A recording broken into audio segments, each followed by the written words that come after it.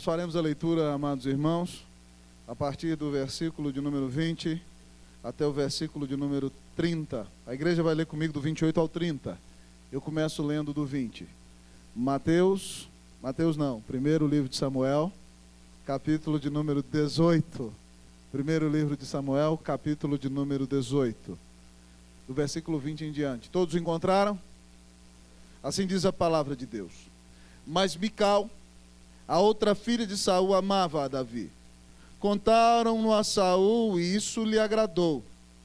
Disse Saul: eu lhe a darei para que ela lhe sirva de laço e para que a mão dos filisteus venha a ser contra ele.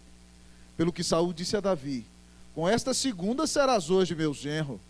Ordenou Saul aos seus servos: falai confidencialmente a Davi, dizendo: eis que o rei tem afeição por ti, e todos os seus servos te amam. Consente, pois, em ser genro do rei. Os servos de Saul falaram estas palavras a Davi, o qual respondeu: parece-vos coisa de somenos ser genro do rei, sendo eu homem pobre de humilde condição? Os servos de Saul lhe referiram isto, dizendo: tais foram as palavras que falou Davi. Então disse Saul: assim direis a Davi: o rei não deseja dote algum, mas 100 prepúcios de filisteus, para tomar vingança dos inimigos do rei, porquanto Saul tentava fazer cair a Davi pelas mãos dos filisteus.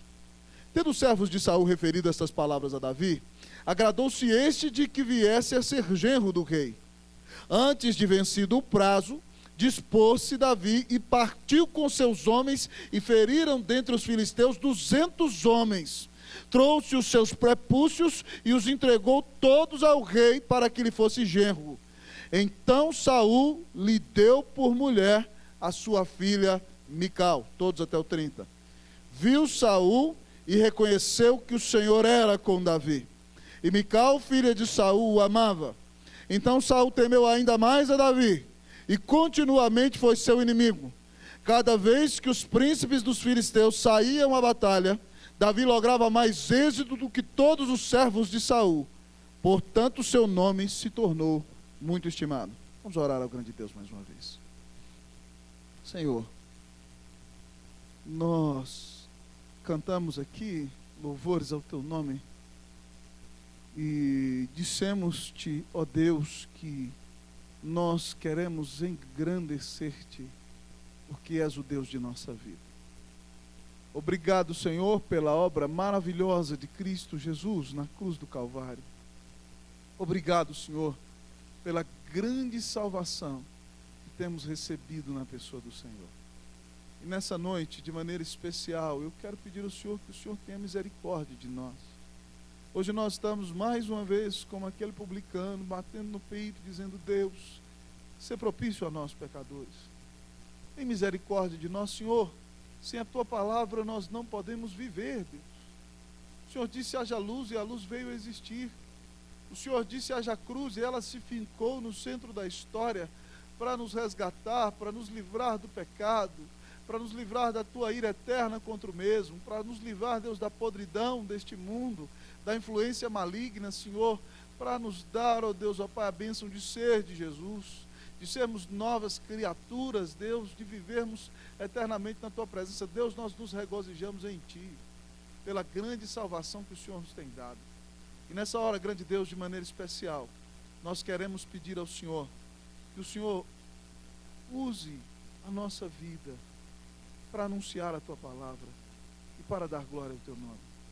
Usa esse pecador que o Senhor chama de pregador, pela graça do Senhor, mas abre os ouvidos do povo do Senhor, e que o teu povo veja o Senhor aqui hoje, veja a glória de Cristo Jesus, e que o teu povo seja animado, despertado, motivado a continuar uma vida de fidelidade por causa da tua palavra.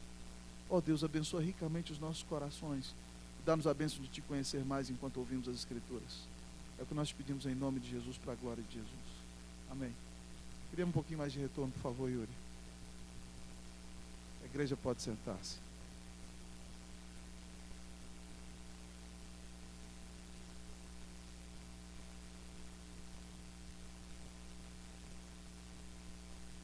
Na próxima quinta-feira, à tarde, começa a tão desejada e famigerada Copa do Mundo. É claro, amados irmãos, que, como vocês, o nosso DNA tupiniquim e brasileiro deseja vitória. Quem de nós não vai torcer? Todos nós queremos ser campeões. Mas é certo, diante de todos os olhos de todos nós e do mundo inteiro, que esse conclave, mais uma vez, mostra as mazelas da política brasileira e o descalabro da corrupção e das prioridades equivocadas que conduzem as autoridades nesse país. E nós desejamos que o Brasil ganhe. Mas uma pergunta que nós temos que nos fazer, ainda que o nosso time perca a Copa do Mundo, é a seguinte: como nós venceremos os desafios que temos como nação? Como nós, como igreja, podemos contribuir para que o Brasil seja um país melhor?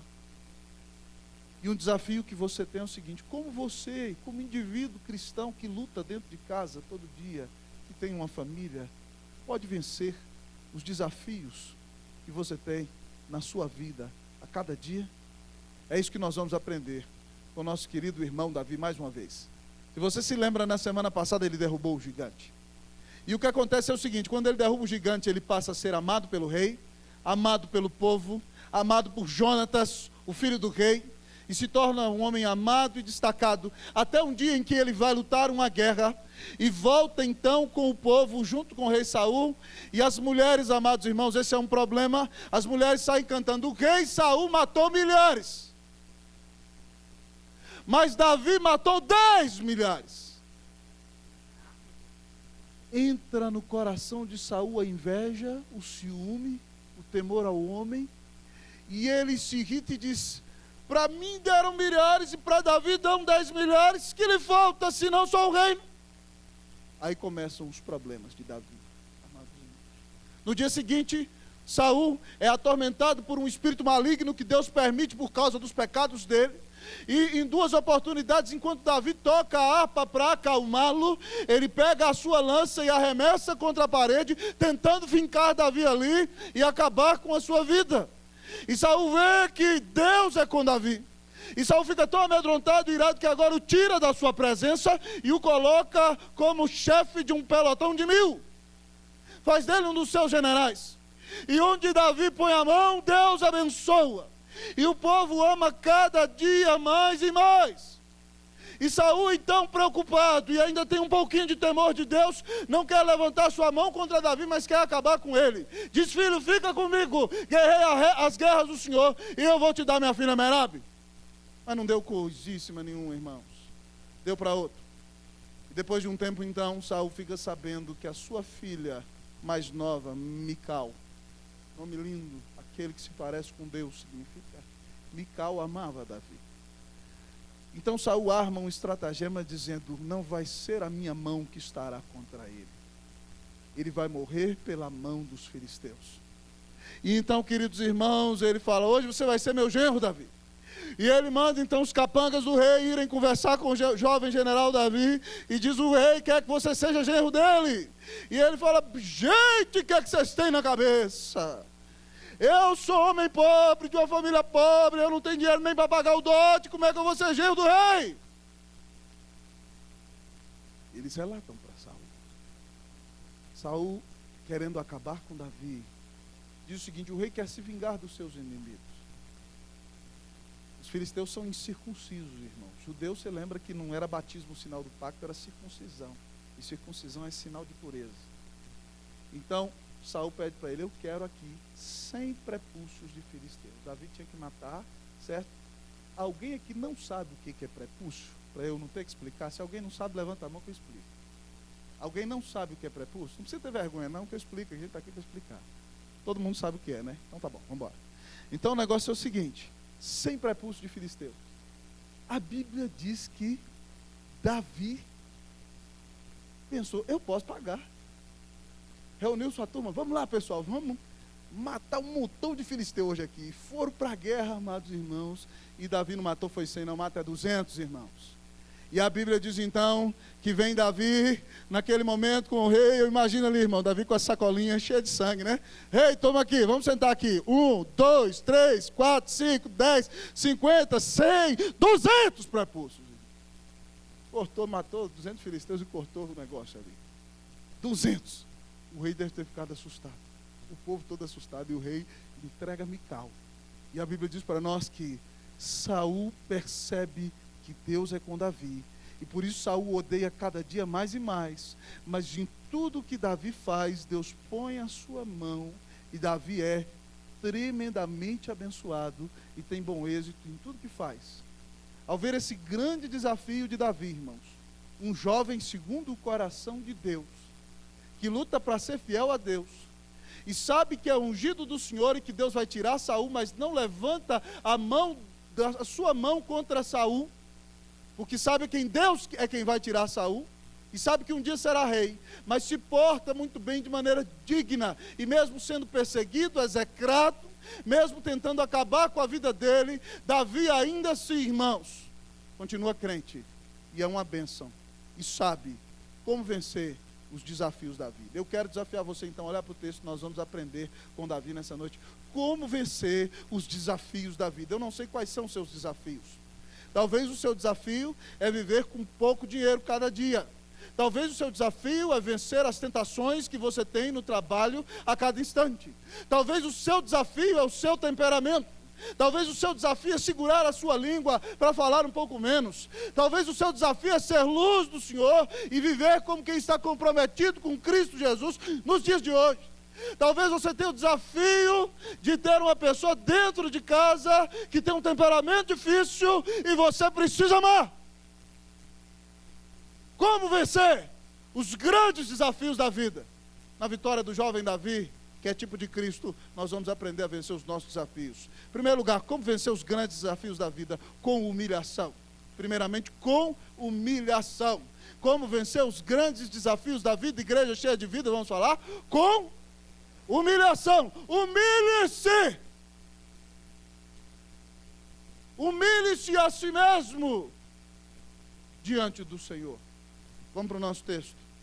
Versículo 20, nós vamos ler até o de número 23. Eu leio 20, vocês 21, eu 22, vocês 23. Mas Mical, outra filha de Saul, amava Davi. Contaram-no a Saul e isso lhe agradou.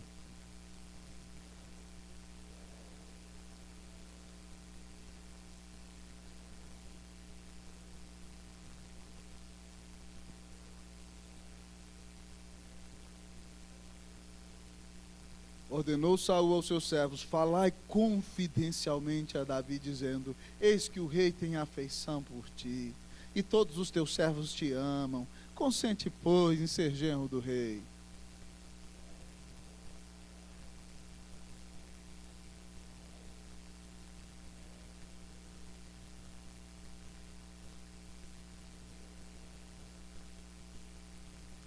Parece-vos coisa de somenos ser genro do rei, sendo eu homem pobre e de humilde condição?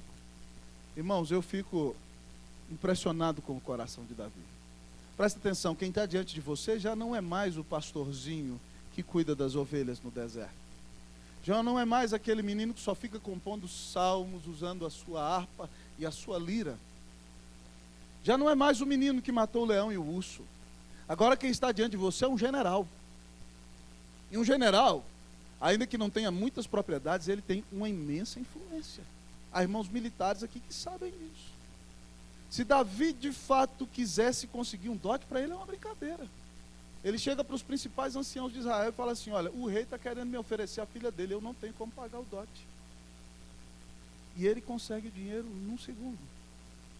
Mas o que Davi faz? Ele se humilha. Ele diz: quem sou eu para ser o genro do rei? Eu sou um homem de humilde condição.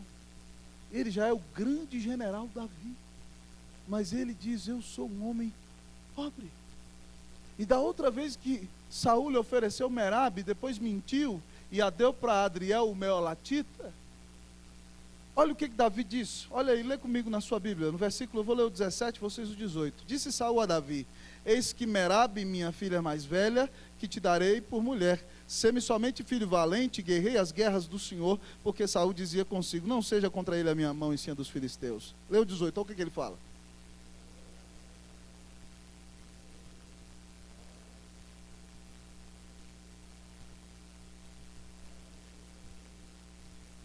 Quem sou eu?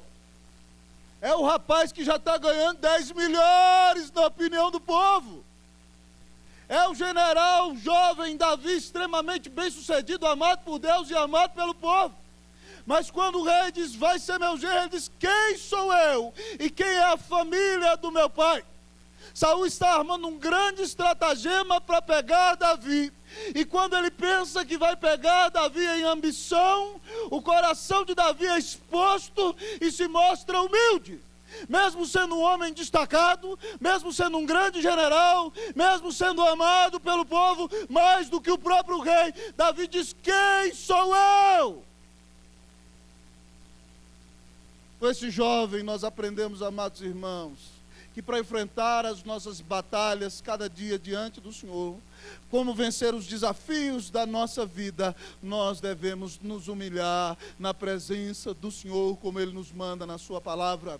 1 de Pedro 5,6 nos diz: humilhai-vos sob a poderosa mão de Deus, para que Ele em tempo oportuno vos exalte. Talvez você está passando uma grande angústia, seu coração está chateado, talvez você quer dizer: não me trate assim. Talvez você quer dizer para alguém: não fale assim comigo, você não sabe quem eu sou. Mas a palavra do Senhor diz a você para se humilhar, porque a Bíblia diz que todo aquele que se exalta será humilhado, mas todo aquele que se humilha será exaltado. Irmãos, os fariseus dos dias de Jesus, eles não entendem isso.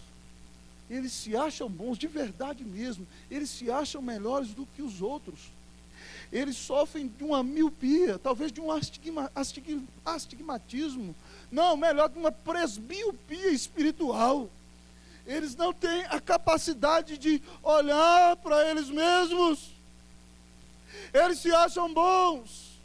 E eles não entendem que Deus quer ver um coração compungido e contrito, e é esse tipo de coração que Deus não vai desprezar.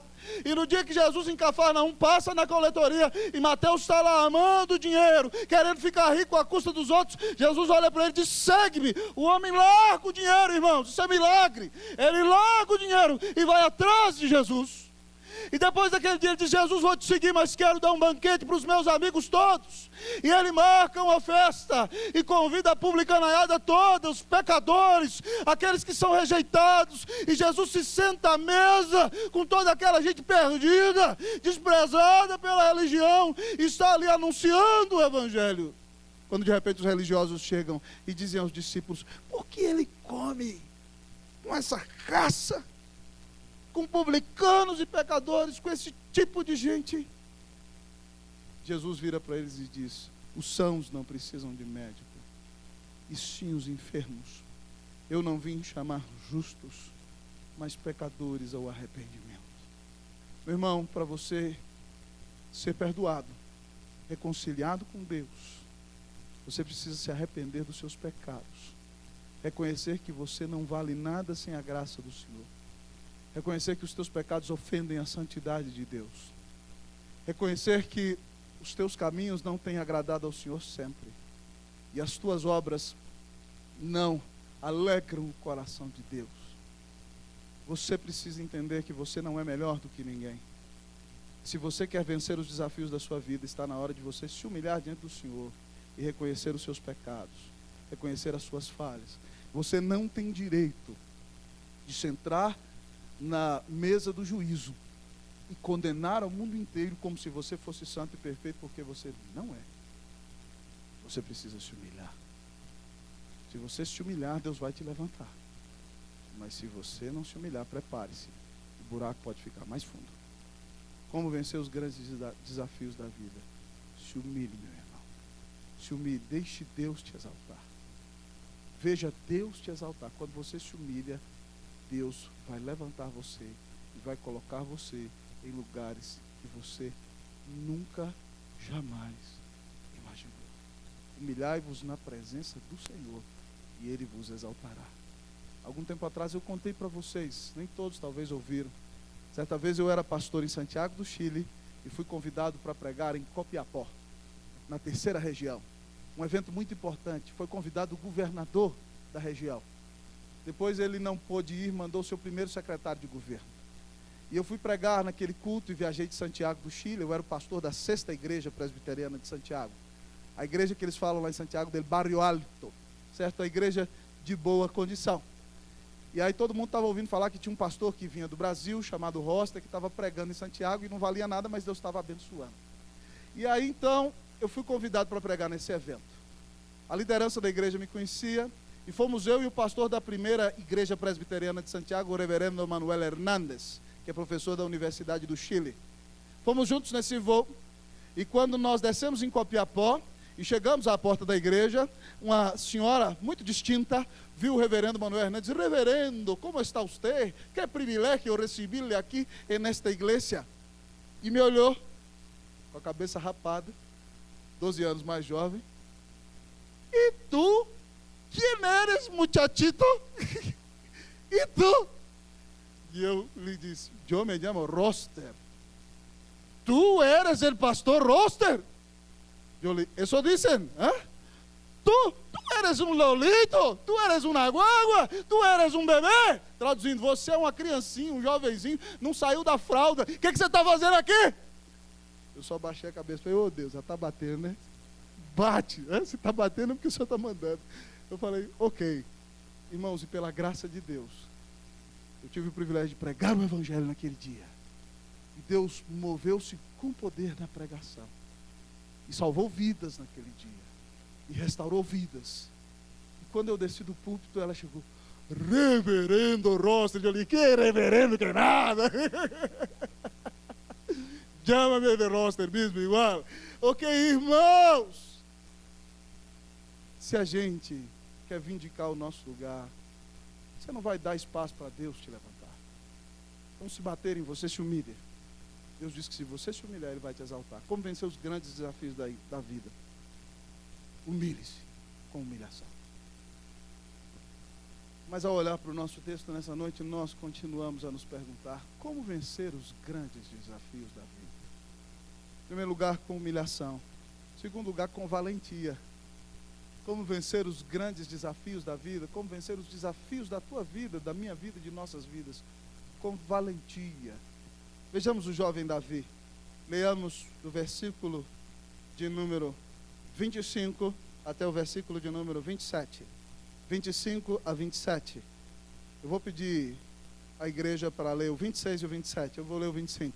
Diz assim o texto: então disse Saul: assim direis a Davi: o rei não deseja dote algum, mas 100 prepúcios de filisteus, para tomar vingança dos inimigos do rei, porquanto Saul tentava fazer cair a Davi pelas mãos dos filisteus.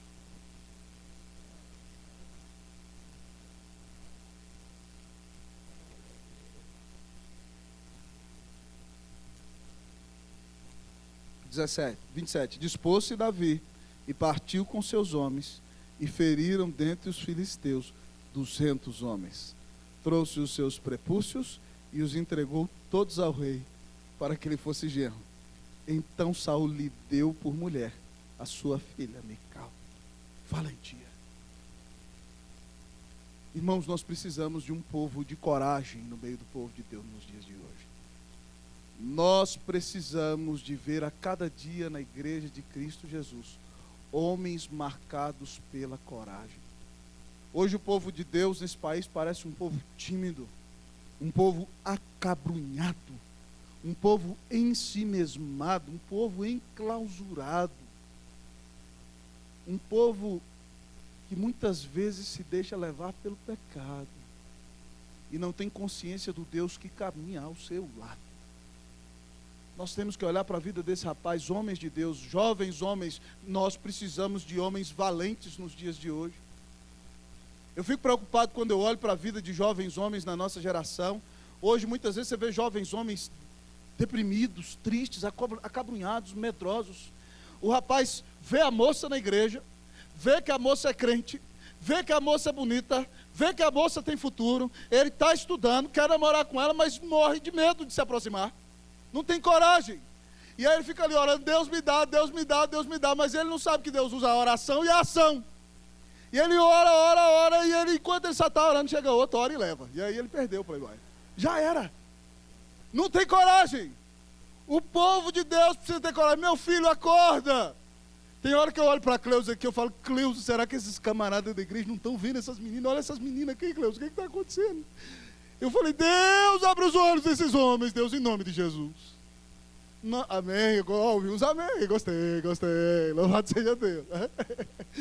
Mas, irmãos, voltando para o nosso texto aqui. Davi, quando o rei fala, o rei está armando para ele, irmãos. Quer acabar com a vida dele. Onde você já viu alguém pedir um dote mais esdrúxulo do que esse? Vai lá, mata 100 filisteus, corta o negócio deles e traz uma sacolinha aqui com 100 prepúcios para mim. A Bíblia diz que Davi olhou, abriu um sorriso, gostei. Falou, vamos lá, turma. Brincou que nem aquele coisa lá, né, do Quarteto Fantástico. Eu imagino Davi indo com o povo. Está na hora do pau. E foi correndo, irmãos, e matou 200.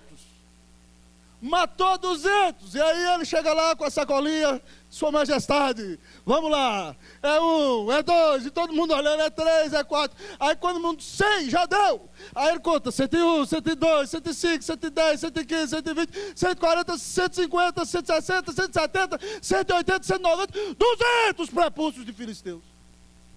O rei ficou assim. O que está acontecendo com esse rapaz? A bênção de Deus está com ele. Mas Davi é um menino corajoso, gente. Lembra lá, todo mundo, 40 dias morrendo de medo do gigante. Ele vira para Saul, não desfaleça o coração de ninguém por causa desse circunciso. Teu servo irá e pelejará. E quando Golias vem, gigante de 3,20 metros contra ele, armadura de 90 quilos, ponta da lança de 11 quilos. Golias vem, o que você está achando que eu sou um cachorro, rapaz? Está vindo com um pedaço de pau lutar comigo. Ele disse, tu vens contra mim, com espada, com lança e com escudo, mas eu vou contra ti, em nome do Senhor dos exércitos, o Deus a quem tens afrontado. Davi é um menino corajoso, é pecador que nem a gente. E é por isso, irmãos, que quando ele está no leito de morte, depois de toda uma vida de história, ele chama seu filho Salomão e fala, Salomão, se você quiser ser abençoado, você tem que obedecer a Bíblia, rapaz, e andar de acordo com a palavra de Deus. Mas a primeira coisa que ele fala assim para Salomão, em 1º livro dos Reis, capítulo 2, versículo 2, é o seguinte, coragem, pois, e ser homem. Coragem, pois, e ser homem. Quero dar uma palavra para os homens aqui, meu irmão, seja homem. Levante-se, meu irmão. Tenha coragem. Tome postura na vida. Ore a Deus. Arrumou um trabalho, lute pelos seus sonhos. Ore por uma menina de Deus, ore para ela, convide para namorar e não enrole 10 anos, não marque casamento. Constitua a família. Não seja tímido ao dedicar-se à obra de Deus.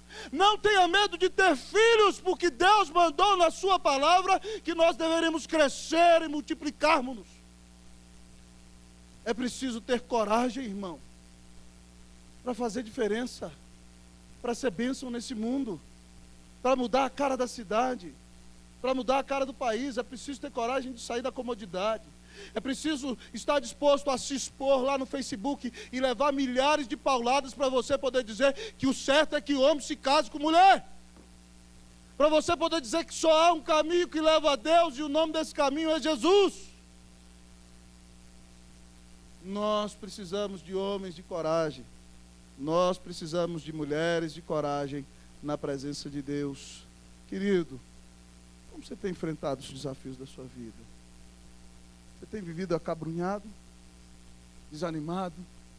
Tenha coragem em nome de Jesus.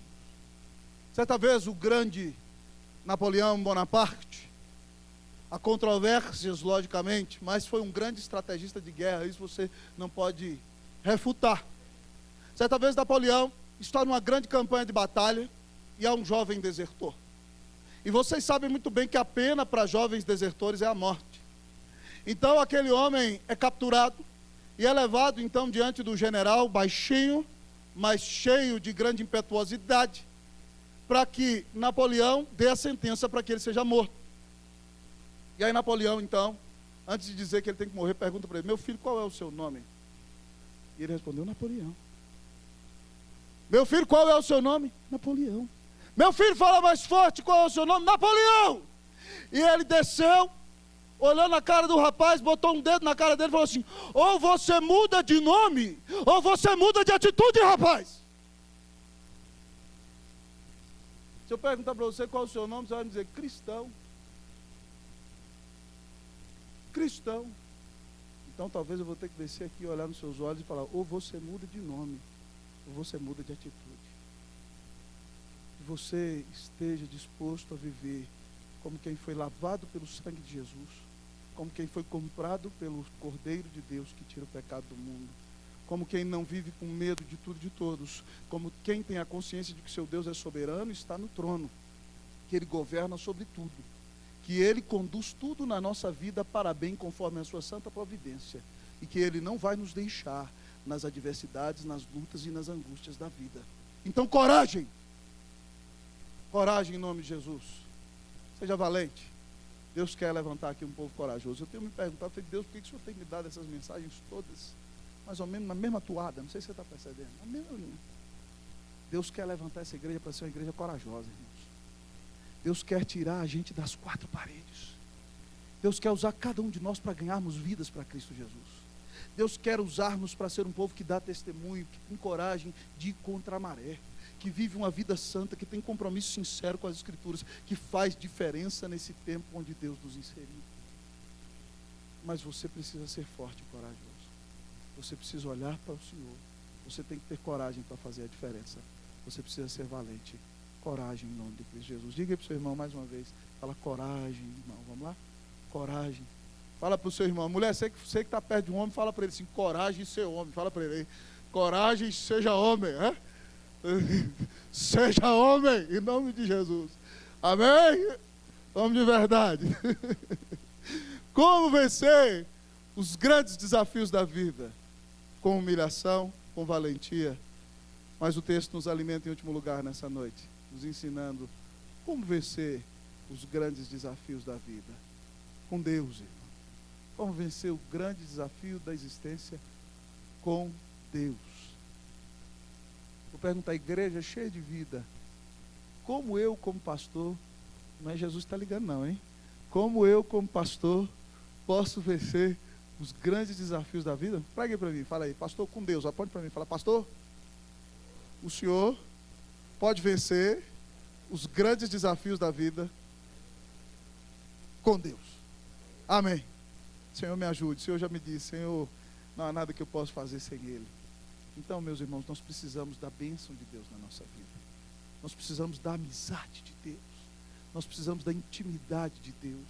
Nós precisamos ter uma comunhão íntima e pessoal com Deus, para sermos vitoriosos nos desafios que Deus coloca diante de nós.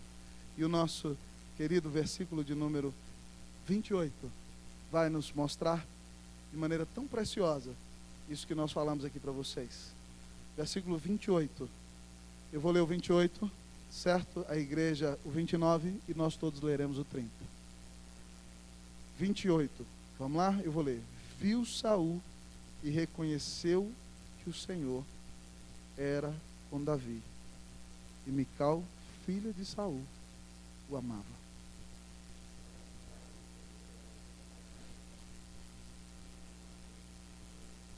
Todos o 30. Cada vez que os príncipes dos filisteus saíam à batalha, Davi lograva mais êxito do que todos os servos de Saul. Portanto, o seu nome se tornou muito estimado. Como vencer os grandes desafios da vida? Com Deus, irmão. Cheio de Deus, sendo amigo de Deus, cheio do Espírito Santo de Deus, tendo recebido a grande salvação de Deus, tendo a proteção de Deus, a amizade de Deus, a presença de Deus, a salvação de Deus conduzindo a tua vida a cada dia. Você só vai vencer os desafios que tem diante de você à medida que você tiver a consciência de que depende do Senhor e que você então toma das mãos dele e diz: Jesus, caminha comigo. Se você andar com o Senhor, certamente o Senhor há de te dar a vitória. O nosso texto diz, querido irmão, que Saul é obrigado a reconhecer que Deus está com Davi. Saul já armou para ele várias vezes, já jogou a lança na parede, já o afastou de si como general, já mandou guerrear com os filisteus, agora falou, agora morre, agora não tem jeito. Mas o rapaz é desafiado a trazer 100 prepúcios, traz 200, ele majora o dote em dobro. E de repente então, amados irmãos, Saul olha para aquele negócio. Eu imagino, depois de Davi contar a sacolinha, Saul olha ali e fala: manda lá chamar minha filha, nós vamos fazer o casamento, é agora aqui, vamos acabar com esse negócio. Saul reconhece que Deus está com Davi, o odeia cada dia mais e mais, mas a Bíblia diz para nós que Davi vai guerrear, e toda vez que Davi guerreia contra os filisteus, a mão de Deus está com Davi de uma maneira tal, que ele é o guerreiro mais bem sucedido do exército de Israel. Quando Deus está com alguém, ninguém pode se lhe opor, amados irmãos. É isso que nós aprendemos com Davi. E o texto repete várias vezes, essa é a grande ideia central no capítulo. Olha o versículo 12, lê comigo aí, olha, você, presta atenção, vamos lá. Saul está morrendo de medo dele, mas olha o que diz o versículo 12, lê comigo, vamos lá. Saul temia Davi, por quê? O Senhor se retirou de Saul e era com Davi. O 14, lê comigo. Davi lograva bom êxito em todos os seus empreendimentos, por quê? O Senhor era com ele. Como vencer os grandes desafios da vida? Com Deus, andando ao lado de Deus, sendo amigo de Deus, contando com a bênção de Deus, contando com a companhia dos céus, contando com a presença amigável e amorável de nosso Senhor Jesus Cristo ao teu lado. Irmãos, tem outro moço na Bíblia que tem uma história muito semelhante. Ele é levado cativo, vendido pelos seus próprios irmãos, é jogado na casa do capitão Potifar, e a Bíblia diz que o Senhor era com José. E aí onde José pôs a mão, a administração cresceu, ele veio a ser o mordomo, o gerente da casa de Potifar. Depois da mentira da dona, ele é jogado na cadeia, um reles preso, mas o texto diz que o Senhor era com José. Daqui a pouquinho, ele é o chefe da carceragem, e ele é preso, mas está mandando em todo mundo na cadeia. Eu imagino José ali com o nome de administração dele, fazendo o horário do sol, o horário do banheiro, o horário da comida, o horário das frutas. Onde o rapaz põe a mão, Deus abençoa o irmão. E a Bíblia diz 3 vezes que o Senhor era com José. E depois de algum tempo de curtir ali naquela prisão, aquele moço sai dali para ser o primeiro-ministro da maior nação no mundo. E a sua administração é a mais abençoada que existe, e marcou a história da humanidade, porque ele tinha consigo a presença, a bênção e a amizade de Deus. Você anda com Deus. Você está acompanhado de Deus.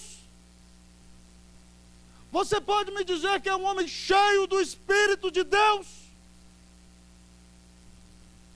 Você pode me dizer que é uma mulher cheia da bênção e da graça de Deus?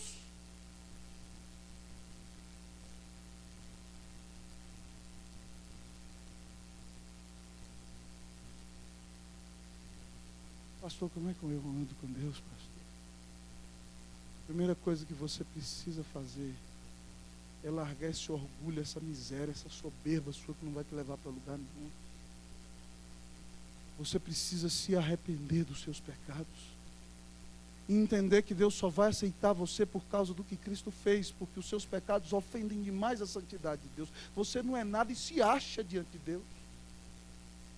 Então, para andar com Deus, você precisa se arrepender dos seus caminhos maus e acreditar naquilo que Deus revela na sua palavra, que Jesus Cristo é o único mediador entre Deus e os homens, que Ele é o Cordeiro de Deus que tira o pecado do mundo, que Ele é Deus feito homem sem deixar de ser Deus, e que veio a este mundo para morrer na cruz do Calvário, para pagar os teus pecados, que Ele morreu, mas ressuscitou e vivo está, sentado à destra de Deus Pai, de onde há de vir para julgar os vivos e os mortos e buscar o seu povo. Você precisa acreditar que Jesus é a grande expressão do amor de Deus. Você precisa acreditar que quando Jesus morre na cruz do Calvário, foi por amor de você.